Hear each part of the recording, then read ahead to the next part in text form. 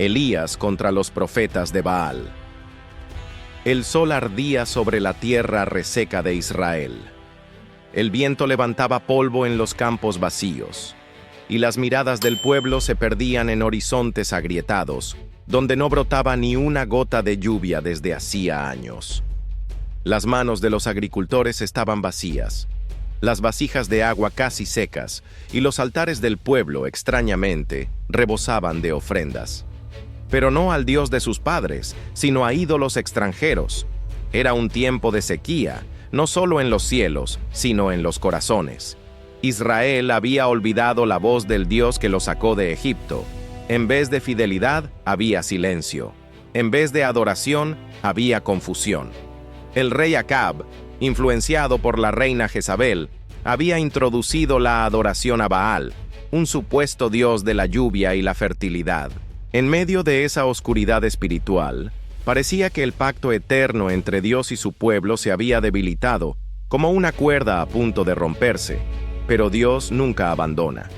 En los momentos más críticos de la historia, siempre levanta a un hombre o a una mujer dispuesto a ponerse en pie, y fue entonces cuando una voz solitaria se alzó en el desierto.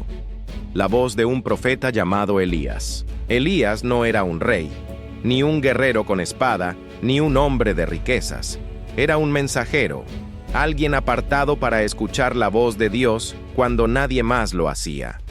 Su nombre significaba, "Mi Dios es Yahvé". Su misma identidad era un desafío directo a los falsos dioses que el pueblo había empezado a adorar. El relato que hoy vamos a recorrer no es solo una historia antigua escrita en pergaminos. Es una batalla espiritual que sigue resonando en nuestros días. Porque, aunque ya no levantemos estatuas de Baal en las plazas, los ídolos modernos siguen reclamando nuestra atención. Poder, fama, éxito, placer. Y la pregunta central es la misma que Elías gritó en aquel monte. ¿Hasta cuándo claudicaréis entre dos pensamientos? Si Jehová es Dios, seguidle, y si Baal, id en pos de él. Esta introducción nos lleva directamente a una pregunta clave. ¿Qué tiene que enseñarnos hoy esta confrontación épica? Elías se enfrentó a cientos de profetas en un solo día, en un escenario donde el pueblo entero observaba expectante. Lo que ocurrió allí no fue solo un enfrentamiento religioso, sino una demostración del poder de un Dios vivo frente a la impotencia de los ídolos. Pero más allá del fuego que descendió del cielo, la historia revela un mensaje profundo. La fe no se mide por lo numeroso ni por lo popular, sino por la verdad y la fidelidad al Dios eterno. En este documental vamos a recorrer cada momento de la batalla espiritual que marcó un antes y un después en Israel. Veremos el llamado de Elías, sus luchas internas, las pruebas que enfrentó y la victoria que Dios le entregó. Y al final, descubriremos cómo esta historia no es solo un recuerdo, sino un desafío vivo para ti y para mí. Porque quizá no estemos en el Monte Carmelo, rodeados de profetas enemigos, pero todos enfrentamos nuestros propios altares, decisiones donde debemos elegir a quién servimos realmente. Y es ahí donde la voz de Elías vuelve a resonar, con la misma fuerza que hace miles de años. Si Jehová es Dios, seguidle. El llamado de Dios rara vez llega en medio de celebraciones o aplausos.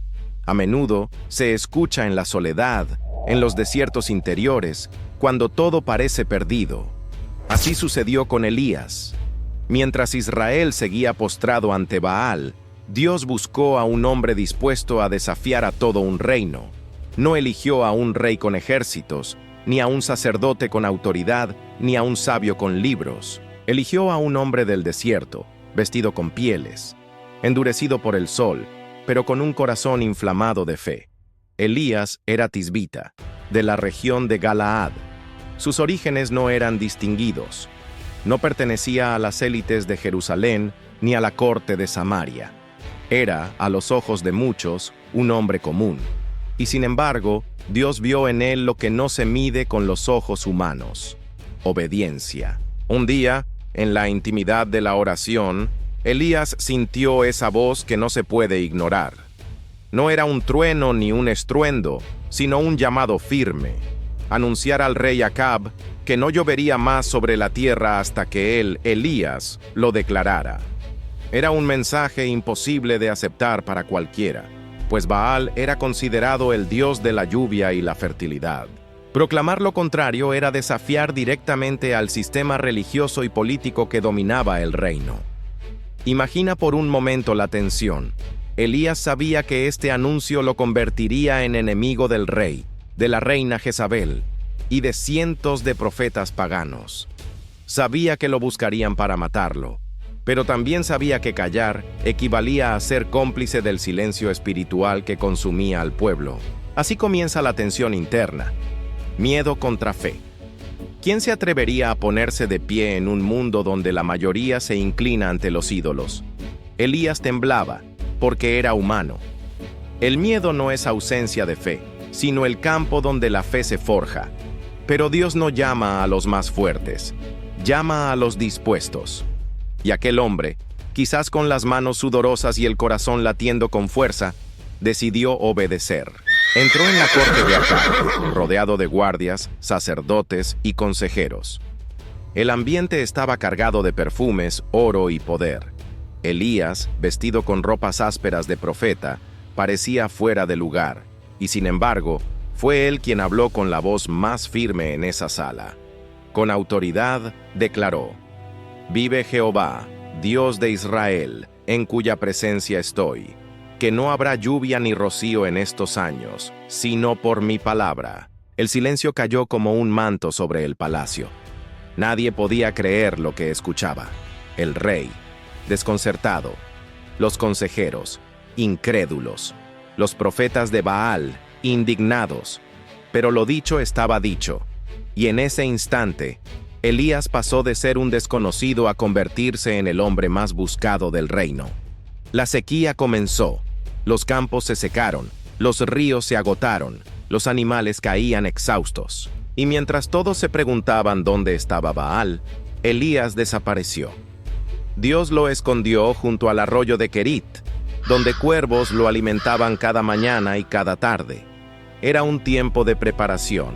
Elías había obedecido, pero ahora debía aprender a confiar. Porque el llamado de Dios no termina en el momento de decir sí, empieza allí. Su fe debía crecer en la soledad, en la dependencia diaria de un arroyo que un día se secaría y de cuervos que podían no volver. Este proceso nos enseña una verdad eterna. Dios no nos llama a la comodidad, sino a la confianza. Elías no fue llevado a un palacio tras obedecer, sino a un escondite donde su única seguridad era la fidelidad de Dios. Y así como Elías fue llamado a anunciar un mensaje incómodo, tú también has recibido llamados que incomodan. Quizás no sea frente a un rey, pero sí frente a tu familia, tus amigos, tu entorno. Decir la verdad, vivir con integridad, defender la fe en medio de un mundo que prefiere el silencio, es un llamado que genera temor. ¿Qué dirán de mí? ¿Se burlarán? ¿Perderé oportunidades? ¿Me quedaré solo? Elías enfrentó esas mismas preguntas, y su respuesta fue: obedeceré a Dios, aunque cueste todo. Lo asombroso es que Dios no escogió a un héroe sin debilidades, escogió a un hombre común, como tú y como yo. Esto revela un principio poderoso. Dios no escoge a los más preparados, sino que prepara a los que escoge. En cada generación, Dios levanta voces dispuestas, personas que quizá no tengan recursos, títulos ni influencia, pero que tienen un corazón dispuesto a escuchar y obedecer. Y es a través de ellos que Dios transforma la historia. Imagina si Elías hubiera callado. Israel habría seguido creyendo que Baal tenía el poder de enviar lluvia. El silencio de un solo hombre habría significado la confusión de todo un pueblo. Pero la valentía de uno abrió el camino para un milagro que cambiaría el curso de la nación. Tú también estás llamado a ser esa voz. No necesitas ser profeta en un monte, ni enfrentarte a cientos de falsos dioses. Pero en tu casa, en tu trabajo, En tu círculo de amigos, Dios te invita a hacer luz donde hay oscuridad. A veces basta con una palabra, un acto de bondad, un testimonio de fe. El llamado de Dios siempre pone a prueba nuestra disposición. ¿Estás dispuesto a obedecer, aun cuando no entiendes todo el plan? ¿A dar un paso en fe, aun cuando no ves el camino completo? Elías nos recuerda que el llamado no es un privilegio exclusivo de unos pocos. Es una invitación para todos los que quieren ser instrumentos en las manos de Dios. Y aunque el miedo esté presente, la fe tiene la última palabra. Piensa en esto. Si Dios pudo usar a un hombre solitario del desierto para confrontar a todo un reino, ¿qué podría hacer con tu vida si decides confiar plenamente en Él? El llamado de Elías nos inspira a preguntarnos, ¿a qué me está llamando Dios hoy? Quizás sea a levantarme en medio de mi familia y traer reconciliación. Quizás a ser íntegro en un ambiente de corrupción. Quizás a proclamar esperanza en un mundo marcado por el miedo. No importa cuán pequeño o grande sea el escenario, lo importante es obedecer. Elías se convirtió en una voz que aún resuena porque dijo sí al llamado de Dios. Y ese mismo Dios te llama hoy. No esperes sentirte perfecto, ni libre de temor. Solo basta con estar dispuesto. Reflexión clave del bloque. Dios no escoge a los más fuertes, ni a los más influyentes. Escoge a los que están dispuestos a obedecer, aunque tiemblen de miedo. El llamado no depende de nuestra fuerza, sino de la fidelidad de Dios. Y antes de continuar hacia el próximo capítulo de esta historia, quiero invitarte. Si este documental está despertando algo en tu corazón, déjame tu comentario y cuéntame qué parte de la vida de Elías más te inspira. Suscríbete al canal para que juntos sigamos recorriendo estas historias bíblicas que transforman la vida. Activa la campanita y acompáñanos en esta travesía espiritual.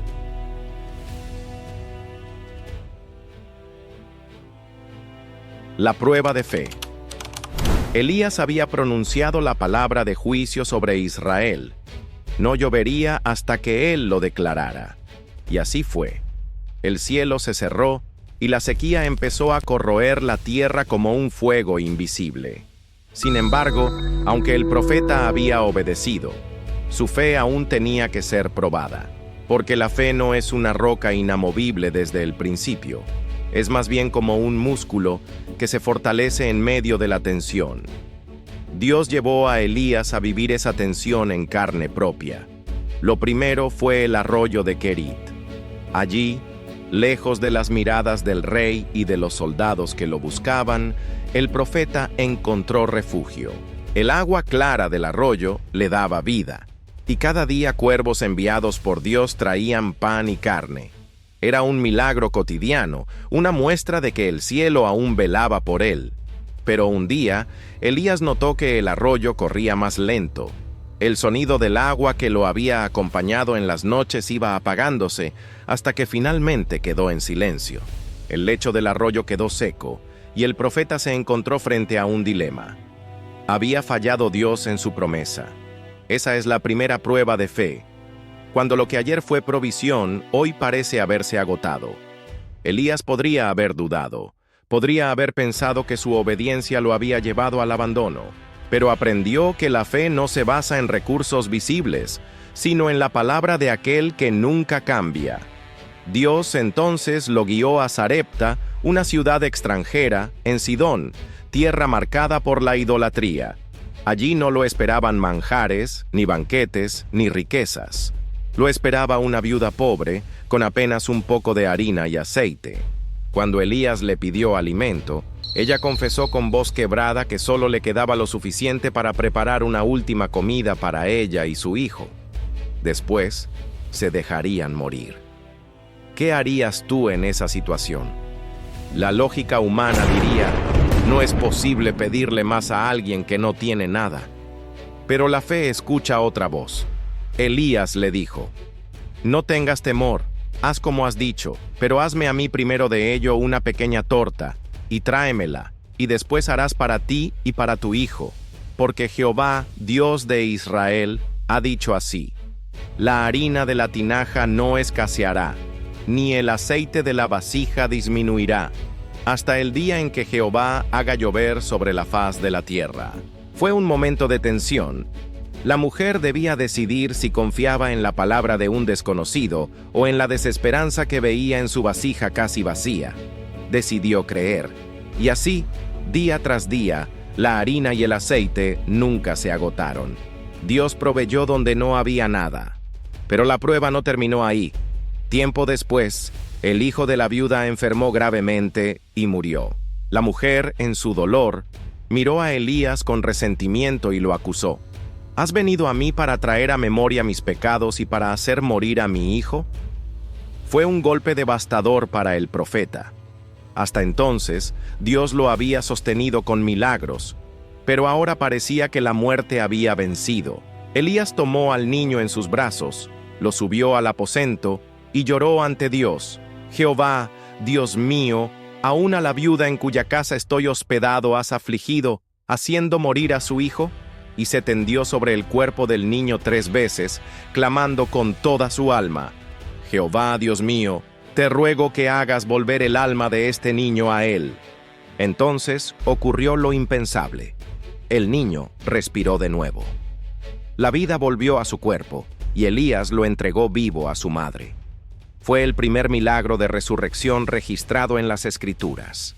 La mujer, con lágrimas en los ojos, exclamó: Ahora conozco que tú eres varón de Dios, y que la palabra de Jehová es verdad en tu boca. Este episodio marcó un punto decisivo en la vida de Elías.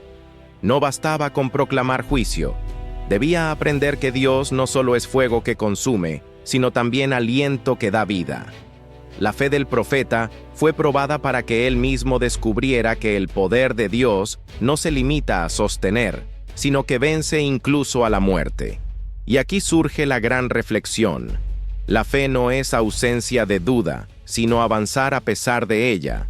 Elías dudó. Elías clamó con desesperación. Elías cuestionó. Pero no dejó de orar, no dejó de confiar. La fe auténtica no ignora la realidad. La enfrenta con la certeza de que Dios es mayor.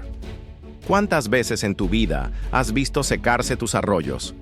Quizás un empleo que terminó, una relación que se rompió, una salud que se debilitó. Y en esos momentos, el enemigo susurra: Dios te abandonó. Pero es allí donde la fe se prueba.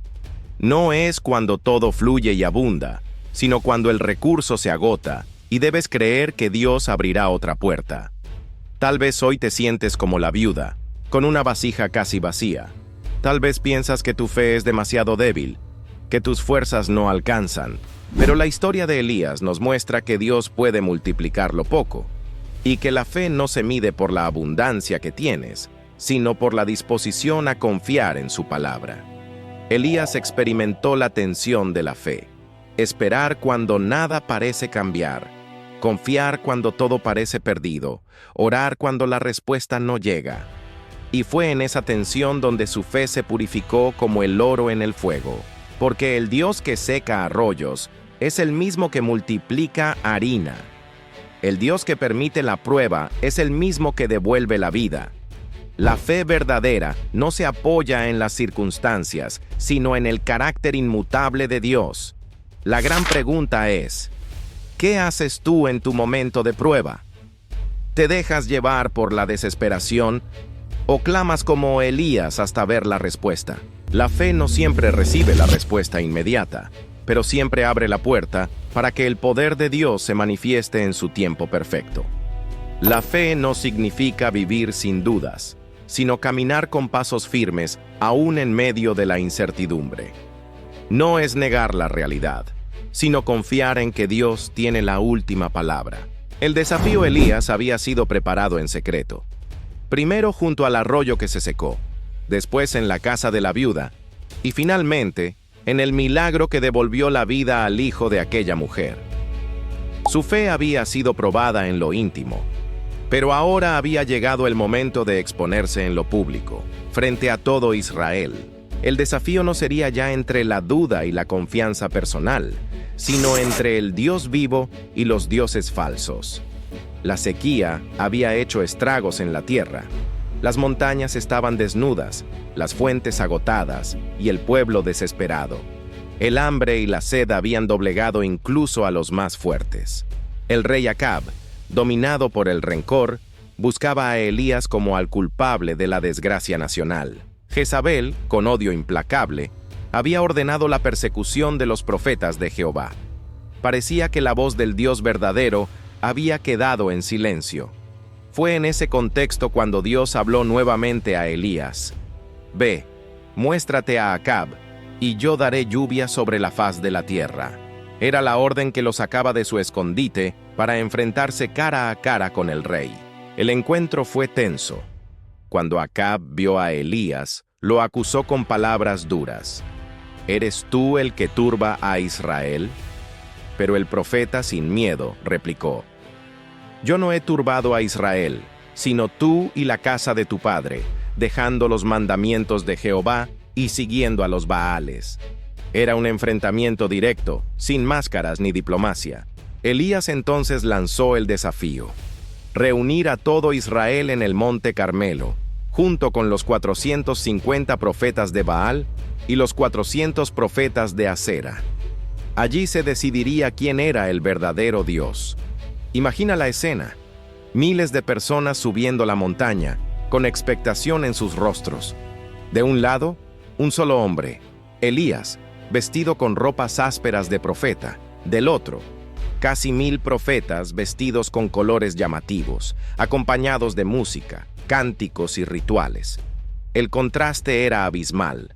En el centro del monte, 2 altares vacíos. Elías se puso de pie y levantó la voz: ¿Hasta cuándo claudicaréis vosotros entre 2 pensamientos? Si Jehová es Dios, seguidle, y si Baal, id en pos de él. El pueblo guardó silencio. Nadie respondió. Porque la verdad es que la indecisión es más cómoda que la definición. Pero ese día no habría espacio para el silencio. Elías propuso la prueba. Cada lado tomaría un becerro, lo prepararía como sacrificio, pero no encendería fuego. El Dios que respondiera con fuego desde el cielo sería el verdadero. El pueblo aceptó. Los profetas de Baal comenzaron primero. Desde la mañana hasta el mediodía, clamaron a su Dios: «Baal, respóndenos». Saltaban alrededor del altar, danzaban con frenesí, gritaban hasta quedar sin voz. Pero no hubo respuesta. El altar permanecía frío, el cielo cerrado. Elías, con ironía, les decía: «Gritad en alta voz». Quizá está meditando, o tiene algún trabajo, o va de camino. Tal vez duerme, y hay que despertarle. Los profetas, enloquecidos, se cortaban con cuchillos hasta derramar sangre, creyendo que así llamarían la atención de su ídolo. Pero no hubo voz, ni respuesta, ni atención. El contraste era dramático, cientos clamando con desesperación, y el cielo permanecía en silencio absoluto. Cuando llegó la hora del sacrificio de la tarde, Elías se levantó. Primero reparó el altar de Jehová, que estaba arruinado. Tomó 12 piedras, una por cada tribu de Israel, recordándole al pueblo que eran uno solo bajo el pacto eterno. Cavó una zanja alrededor del altar, colocó la leña, preparó el becerro, y luego hizo algo insólito. Ordenó que empaparan todo con agua, no una, sino 3 veces, hasta que la zanja quedó llena. Humanamente era absurdo. El sacrificio debía arder, pero estaba empapado. Y sin embargo, ese era el punto: demostrar que el poder no vendría de la lógica ni de la fuerza humana, sino de lo alto. Entonces Elías se acercó y oró con calma, sin gritos, sin espectáculos. «Jehová, Dios de Abraham, de Isaac y de Israel, sea hoy manifiesto que tú eres Dios en Israel, y que yo soy tu siervo, y que por mandato tuyo he hecho todas estas cosas. Respóndeme, Jehová, respóndeme, para que conozca este pueblo que tú, Jehová, eres el Dios, y que tú vuelves a ti el corazón de ellos». En ese instante, el cielo se rasgó y cayó fuego de Jehová. Consumió el holocausto, la leña, las piedras, el polvo, y aún lamió el agua de la zanja. El monte entero quedó iluminado con un resplandor incontrolable. El pueblo, sobrecogido, cayó rostro en tierra y clamó: «Jehová es el Dios, Jehová es el Dios». Ese fue el clímax del desafío. Cuando lo humano se agotó, lo divino comenzó. Los gritos de cientos de profetas fueron inútiles, pero una oración sincera cambió el destino de la nación. Elías ordenó que se apresara a los profetas de Baal y fueron ejecutados junto al arroyo de Cisón. Era el juicio contra la idolatría que había corrompido al pueblo. Este episodio no es solo un espectáculo de fuego, es un mensaje eterno. Cuando lo humano falla, Dios se glorifica. Elías no confió en números, ni en rituales, ni en estrategias humanas. Confió en un Dios que responde. Y en tu vida, ¿cuántas veces te has encontrado rodeado de voces que claman por soluciones humanas? Quizás la sociedad grita por ídolos modernos: dinero, fama, poder. Saltan, bailan, prometen, pero al final no hay respuesta. Y allí, en medio del silencio, Dios te llama a levantar un altar sencillo, empapado de agua, aparentemente imposible, y esperar el fuego del cielo. El desafío del Carmelo es también el nuestro. ¿En quién confías cuando todo parece imposible? ¿En los números, en la multitud, en tus propios recursos? ¿O en el Dios que responde con poder en el momento más oscuro? Elías nos enseña que la fe verdadera no teme estar en minoría, no teme ser ridiculizada, porque el poder de Dios no depende de cuántos lo apoyen, sino de su fidelidad eterna. Cuando lo humano se agota, lo divino comienza. La verdadera fe no necesita números ni espectáculo. Basta con un corazón dispuesto a confiar en el Dios que responde. La victoria. El fuego había descendido, el sacrificio consumido, las piedras reducidas, el agua evaporada. El monte Carmelo estaba impregnado del olor de la gloria divina. Elías permanecía de pie, mientras todo Israel, postrado en el suelo, confesaba con voz unánime: «Jehová es el Dios, Jehová es el Dios». Ese instante marcó el triunfo absoluto de la fe sobre la idolatría. Durante años, el pueblo había vacilado entre dos pensamientos, buscando en Baal lo que solo el Dios verdadero podía dar. Y en un solo momento, el cielo habló con fuego, dejando claro que no hay otro Dios fuera de Jehová. Pero la victoria aún no estaba completa, porque la tierra seguía seca, los campos agrietados y las nubes ausentes. El fuego había probado quién era el Dios vivo, pero el pueblo necesitaba ver el regreso de la lluvia, símbolo de restauración y vida. Elías, consciente de ello, se volvió hacia el rey Acab. No lo trató con altivez, a pesar de haber demostrado la mentira de su religión. Le dijo: «Sube, come y bebe, porque una lluvia grande se oye». Acab subió al banquete, pero Elías subió a la cumbre del Carmelo. Allí no buscó honores ni celebraciones, se postró en tierra, con el rostro entre las rodillas, y comenzó a orar. Este es el contraste.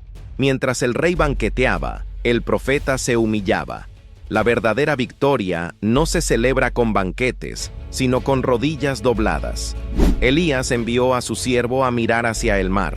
Una y otra vez, el joven regresaba con la misma respuesta: «No hay nada». 6 veces fue y volvió, y 6 veces el horizonte seguía vacío. Cualquier otro habría desistido. El fuego ya había caído. ¿No era suficiente prueba? Pero Elías sabía que la victoria completa no era solo demostrar poder, sino restaurar la vida sobre la tierra. La 7ª vez, el siervo regresó con una señal. «He aquí una pequeña nube, como la palma de la mano de un hombre, que sube del mar». Pequeña, insignificante, casi ridícula. Pero Elías no vio una nube, vio una promesa. En lo pequeño, reconoció la mano de Dios. Se levantó y envió mensaje a Acab: «Unce tu carro y desciende para que la lluvia no te ataje». Y entonces el cielo se oscureció, el viento rugió. Las primeras gotas golpearon la tierra reseca, y pronto una lluvia torrencial cubrió Israel. Era como si la creación entera hubiera estado esperando ese momento. Los ríos comenzaron a llenarse, la tierra sedienta bebía con ansias, y el pueblo alzaba los brazos al cielo. Elías, fortalecido por la mano del Señor, corrió delante del carro de Acab hasta Jezreel. No era solo una hazaña física, sino un símbolo de que el profeta, el hombre de Dios, iba por delante de los reyes, marcando el rumbo de la nación.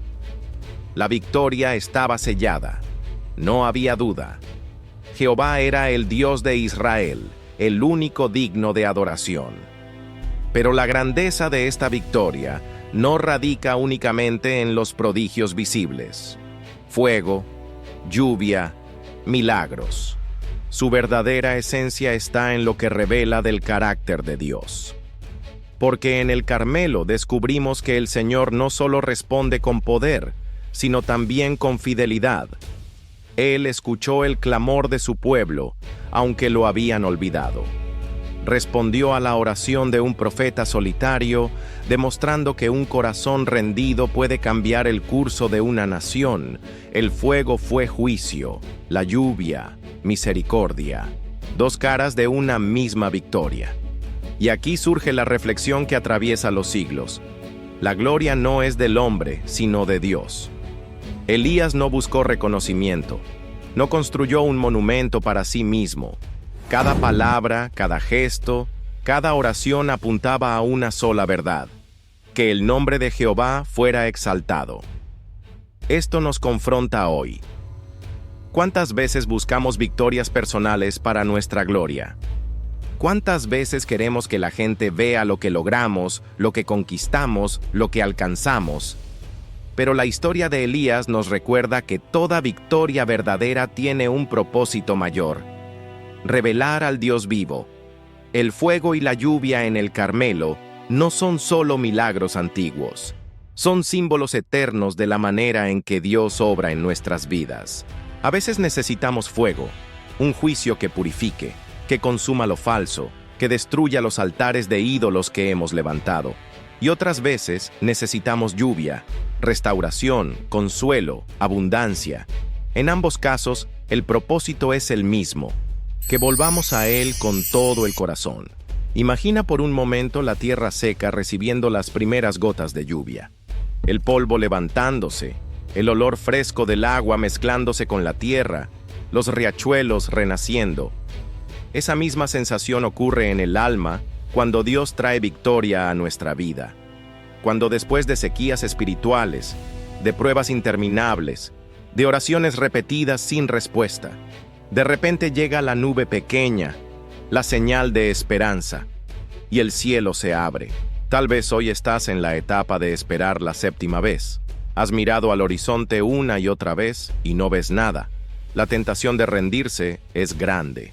Pero recuerda, la nube pequeña es suficiente para anunciar la tormenta de bendición. No desistas. Dios nunca llega tarde. Elías nos enseña que la victoria no es instantánea ni fácil.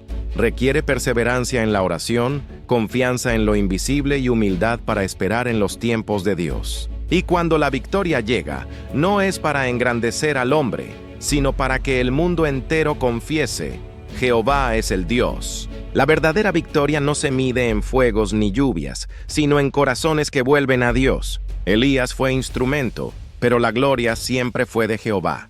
El legado. El monte Carmelo había quedado en silencio. La lluvia había descendido, los ríos volvían a correr y la tierra, antes reseca, bebía con ansias el regalo del cielo. Pero lo que realmente había quedado sembrado en Israel no era solo agua en los campos, sino una huella imborrable en la memoria espiritual del pueblo. Elías, el profeta que se levantó en soledad contra cientos de falsos sacerdotes, pasó a formar parte de la galería de la fe, no por su fuerza ni por su carisma, sino porque se atrevió a creer en la voz de Dios cuando todo parecía perdido. Su legado no es solo la historia de un fuego que cayó ni de una lluvia que volvió, sino de un corazón que eligió obedecer sin reservas. Cuando siglos después el autor de Hebreos escribió sobre los héroes de la fe, Incluyó a profetas como Elías, hombres que cerraron bocas de leones, apagaron fuegos impetuosos, evitaron filo de espada, sacaron fuerzas de debilidad, se hicieron fuertes en batallas, pusieron en fuga a ejércitos extranjeros. Hebreos 11:33-34. Elías encajaba perfectamente en esa descripción.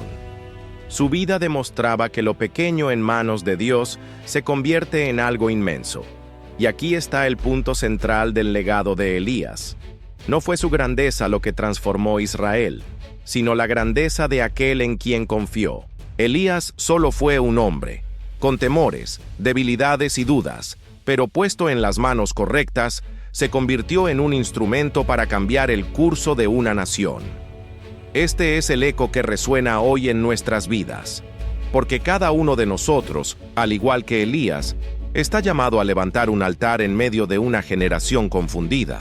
Quizás no sea un altar de piedras en un monte, pero sí un altar en el corazón, un lugar donde decidimos a quién serviremos, a quién daremos nuestra fidelidad. Elías nos recuerda que no se necesitan multitudes para impactar. En un mundo que mide la influencia por números, seguidores y aplausos, la historia de Elías nos enseña que basta un solo corazón alineado con Dios para desatar una revolución espiritual. Piensa en ello. Un hombre del desierto enfrentó a un rey poderoso, a cientos de profetas paganos y a una nación entera que había olvidado su fe. Humanamente era imposible, pero espiritualmente era inevitable, porque Dios estaba con él, y esa misma presencia está disponible para ti hoy. El legado de Elías también nos habla de restauración. El profeta no solo confrontó la idolatría, también reconstruyó el altar de Jehová que estaba en ruinas. Ese gesto tiene un peso simbólico profundo. Antes de clamar por fuego, primero restauró lo que estaba quebrado. Antes de esperar respuesta del cielo, levantó lo caído en la tierra. Esto nos deja una lección clara. Si queremos ver a Dios obrar en nuestra vida, primero debemos reparar los altares de nuestro corazón, los lugares donde hemos dejado entrar la tibieza, donde hemos permitido que se infiltren ídolos modernos, el dinero que se convierte en obsesión, la apariencia que domina nuestro valor, la búsqueda de éxito a cualquier precio. Elías nos enseña que la verdadera victoria comienza al volver a levantar lo que se había olvidado: la intimidad con Dios, la oración, la obediencia. Su legado también trasciende en la esperanza del futuro. Tanto así que siglos después, el profeta Malaquías anunció que antes del gran y terrible día de Jehová, vendría un Elías para preparar el camino. Esa profecía se cumplió en Juan el Bautista, quien vino con el mismo espíritu de confrontar, llamar al arrepentimiento y preparar al pueblo para recibir a Cristo. Es decir, la vida de Elías no fue solo relevante en su tiempo. Su voz sigue resonando a través de la historia bíblica como un anuncio de preparación, de valentía, de fidelidad. Y en nuestro presente, el legado de Elías nos confronta con esta pregunta: ¿qué huella dejarás tú? Tal vez no se escriba en pergaminos, ni tu nombre aparezca en un libro sagrado, pero cada acto de obediencia deja un legado en quienes te rodean: tus hijos, tu familia, tu comunidad. Quizás tu batalla sea pequeña comparada con la del Carmelo, pero no olvides esta verdad: lo pequeño en manos de Dios se convierte en algo inmenso. Una oración sencilla puede transformar un hogar. Un gesto de amor puede cambiar un corazón endurecido. Una decisión de integridad puede marcar generaciones. La grandeza del legado no se mide en escenarios espectaculares, sino en corazones transformados. Elías encendió un fuego en Israel, pero ese fuego no quedó solo en aquel monte. Su eco sigue ardiendo en cada creyente que decide no claudicar entre dos pensamientos. Hoy, cuando lees o escuchas su historia, no se trata de admirar a un profeta lejano, sino de comprender que su vida es un espejo de lo que Dios puede hacer contigo, porque lo que hizo con un hombre en el Carmelo puede hacerlo con cualquiera que se disponga a obedecer. Imagina por un momento que Elías hubiera dicho: no soy suficiente, soy solo uno, no puedo enfrentarme a tantos. Su silencio habría dejado a Israel perdido en la idolatría. pero su obediencia abrió el camino para un avivamiento nacional. Y esa es la invitación que nos deja. No subestimes lo que Dios puede hacer contigo, aunque te sientas pequeño. El legado de Elías es, en última instancia, un recordatorio de que la fe no es solo para recibir victorias, sino para dejar huellas. Huellas que inspiren, que preparen, que guíen. Huellas que trasciendan tu propia vida y apunten siempre al Dios verdadero. Elías nos enseña que lo pequeño en manos de Dios se convierte en algo inmenso. Su legado no fue su fuerza, sino su obediencia. Y esa misma obediencia está al alcance de cada uno de nosotros hoy. Reflexión final y oración. Elías permaneció en la historia como un hombre de fuego y de lluvia. Un profeta que se atrevió a desafiar a un pueblo confundido, a un rey incrédulo y a cientos de profetas falsos. Pero más allá de la espectacularidad del Monte Carmelo, su vida deja un eco profundo que trasciende el tiempo, el eco de la fe que se atreve a obedecer, aun cuando parece imposible. Al mirar hacia atrás en todo lo que hemos recorrido, vemos cómo Dios llevó a Elías paso a paso. Lo llamó en la soledad, lo formó en la escasez, lo probó en la duda, lo expuso en el Carmelo, le dio victoria con fuego y restauración con lluvia. Cada capítulo de su vida nos enseña que el poder de Dios no se revela en la comodidad, sino en la confianza. Hoy, la voz de Elías sigue resonando. ¿Hasta cuándo claudicaréis entre dos pensamientos? Esa pregunta no es solo para Israel en el siglo IX a.C., es para ti, para mí, para todos los que hoy nos debatimos entre servir al Dios verdadero o postrarnos ante los ídolos modernos que consumen nuestra atención. La lección central es clara. Cuando un corazón decide volverse a Dios, todo el cielo se abre. No importa cuán fuerte sea la sequía, cuán seco esté el suelo o cuán pequeño parezca tu altar. Cuando decides levantarlo y confiar, Dios responde. Aplicación práctica. ¿Cuál es tu batalla hoy? Quizás tu Monte Carmelo no esté en Israel, sino en tu propia casa, en tu trabajo, en tu interior. Puede que no enfrentes a profetas de Baal, pero sí enfrentas presiones, tentaciones, voces que intentan apartarte de la fe. Puede que tu batalla sea la ansiedad y tu oración parece no tener respuesta. Puede que tu batalla sea la tentación de un ídolo moderno, como la obsesión por el dinero, el prestigio o el reconocimiento. Puede que tu batalla sea un vacío interior, una sequía en tu corazón que parece interminable. La historia de Elías nos anima a no rendirnos, a seguir orando 7 veces, aunque las primeras 6 no veamos nada, a confiar en que una nube pequeña puede ser la señal de una tormenta de bendición. Elías nos recuerda que la fe no consiste en nunca dudar, sino en avanzar incluso con miedo. No se trata de sentirte fuerte, sino de confiar en aquel que es todopoderoso. Hoy, la pregunta es, ¿qué altar necesitas reconstruir en tu vida? ¿Qué área has dejado descuidada, donde necesitas volver a levantar piedras, acomodar leña y clamar para que el fuego del cielo descienda? Oración guiada. Cierra tus ojos un momento y acompáñame en esta oración. Señor Dios de Abraham, de Isaac y de Jacob, hoy reconocemos que tú eres el único Dios verdadero. Así como en el Carmelo mostraste tu poder, ven ahora y muestra tu gloria en nuestra vida. Padre, confesamos que muchas veces hemos claudicado entre dos pensamientos. Hemos levantado ídolos en nuestro corazón, el miedo, el orgullo, la búsqueda de cosas que no llenan. Hoy derribamos esos altares y levantamos uno nuevo para ti. Señor, tal vez nuestros arroyos se han secado. Tal vez nos sentimos como la viuda con una vasija casi vacía. Tal vez hemos esperado 6 veces y no hemos visto nada. Pero hoy decidimos esperar una vez más, confiando en que la nube pequeña traerá tu lluvia abundante. Dios, enciende tu fuego en nuestro corazón. Purifica lo que no te honra. Consume toda idolatría y haz que tu presencia arda en nuestra vida. Y al mismo tiempo, derrama tu lluvia sobre nuestra sequedad. Trae esperanza donde hay desesperanza, vida donde hay muerte, alegría donde hay llanto. Señor, así como el pueblo en el Carmelo cayó rostro en tierra y confesó, Jehová es el Dios. Y hoy también declaramos, tú eres nuestro Dios, no hay otro fuera de ti. Padre, fortalece nuestra fe. Haznos perseverar como Elías. Enséñanos a no desistir en la sexta oración, sino a esperar la séptima, a confiar en tu fidelidad aunque los cielos parezcan cerrados. Gracias, Señor, porque la victoria no es nuestra, sino tuya. Ayúdanos a vivir recordando que la gloria es siempre para ti. En el nombre de Jesús, oramos. Amén. Reflexión final.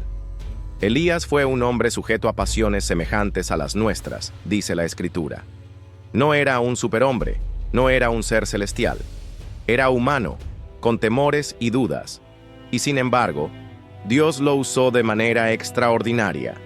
Esto significa que tú también puedes ser un Elías en tu generación. No necesitas ser perfecto, solo necesitas estar dispuesto. Dios puede tomar tu debilidad y convertirla en fuerza, tu sequía y transformarla en lluvia, tu altar caído y encenderlo con su fuego. Si esta historia te inspiró, no la dejes aquí. Déjame en los comentarios cuál fue la enseñanza que más tocó tu corazón. Dale like a este video si quieres que sigamos creando documentales bíblicos que te acompañen en tu caminar espiritual. Y lo más importante, suscríbete al canal y activa la campanita, porque en nuestro próximo documental nos adentraremos en otra historia épica de la Biblia. Sansón, la última batalla. No te lo pierdas. Sigamos juntos recorriendo la palabra, descubriendo que lo pequeño en manos de Dios siempre se convierte en algo inmenso.